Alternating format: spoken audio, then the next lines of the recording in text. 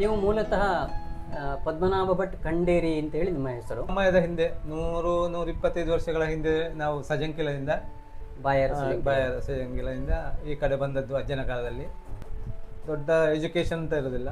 ಆಗ ಮತ್ತೆ ಮನೆಯಲ್ಲಿ ಸಹ ಜನಗಳೆಲ್ಲ ಬೇಕಾಗ್ತದೆ, ಹಾಗೆ ಮನೆಯಲ್ಲಿ ಇದ್ದು ಅದರ ನಂತರ ಬಿಸ್ನೆಸ್ಗೆ ಹೊರಟು ಬ್ಯಾಂಗ್ಳೂರಲ್ಲೆಲ್ಲ ಸಪೋರ್ಟ್ ಮಾಡ್ತಾ ಇದ್ರು.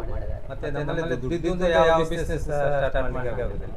ಇದೇ ಉದ್ದಿಮೆಗೆ ಬೆಂಗಾವಲಾಗಿ ನಿಂತು ಮುಂದುವರಿಸಬೇಕು ಅಂತ ಹೇಳುವಂತಹ ಒಂದು ಇನ್ಸ್ಟಿಂಕ್ಟ್ ಅವರ ಮನಸ್ಸಲ್ಲಿ ಇತ್ತಲ್ವಾ?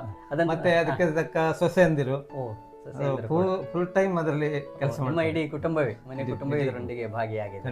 ನಾನು ಸಣ್ಣ ಇರುವಾಗಿಂದಲೇ ತಂದೆಯವರಿಗೆ ಈ ತೆಂಗಿನಕಾಯಿ ವ್ಯಾಪಾರ ಇತ್ತು. ನಾವು ಡ್ರೈಯರ್ ಯೂನಿಟ್ ಅನ್ನು ನೋಡಿದೆವು ಬೇರೆ. ಆಗೊಂದು ಆತ್ಮನಿರ್ಭರ ಭಾರತ ಅಂತೇಳಿ ಒಳ್ಳೆಯವರ ಇದು ಸ್ವಾವಲಂಬಿ ಭಾರತ ಆಗಬೇಕು ಅಂತೇಳಿ ಈಗ ಯಾವುದು ಹುಡಿಗಳು ಮತ್ತು ಎಣ್ಣೆಯ ಇದನ್ನು ಸಣ್ಣದಾಗಿ ಪ್ರಾರಂಭಿಸಿದೆವು. ಇದುತ್ತೇವೆ ಈ ತೆಂಗಿನಕಾಯಿ ನಮಗೆ ಒಂದು ದಿವಸಕ್ಕೆ ಒಂದು ಡ್ರೈಯರಿಗೆ 4 ಟನ್ ಅಂದರೆ ಸಾಧಾರಣ 8,000 ಕಾಯಿಗಳಷ್ಟು ಒಂದು ದಿನಕ್ಕೆ ಬೇಕಾಗ್ತದೆ.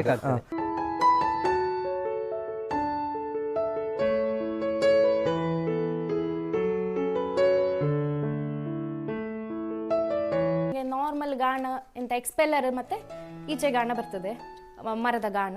ಇದರಲ್ಲಿ ಎಂತ ವ್ಯತ್ಯಾಸ, ಎಕ್ಸ್ಪೆಲ್ಲರಲ್ಲಿ ಆದರೆ ಆಯಿಲ್ ಹೀಟ್ ಆಗ್ತದೆ, ಅಂದರೆ ಎಲ್ಲದಕ್ಕೆ ಕೂಡ RPM ಇರ್ತದೆ, ರನ್ನಿಂಗ್ ಸ್ಪೀಡ್.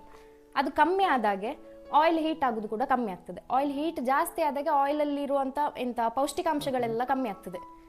ಬರ್ತೇವೆ ಅಂದರೆ ಒಂದು ಟ್ರಿಪ್ಪಿಗೆ 25 kg ಬೇಕಾಗ್ತದೆ. ಮತ್ತು ಹೌದು, ಸಾಮಾನ್ಯ ಈಗ ನೀವು 25 kg ಕೊಬ್ಬರಿಯನ್ನು ಇದರಲ್ಲಿ ಹಾಕಿದರೆ ಎಷ್ಟು kg? 60% ಹಾಗೆ ಬರ್ತದೆ. 60%, ಅದರ 60% ಎಣ್ಣೆ ಬರ್ತದೆ. ಹೌದು.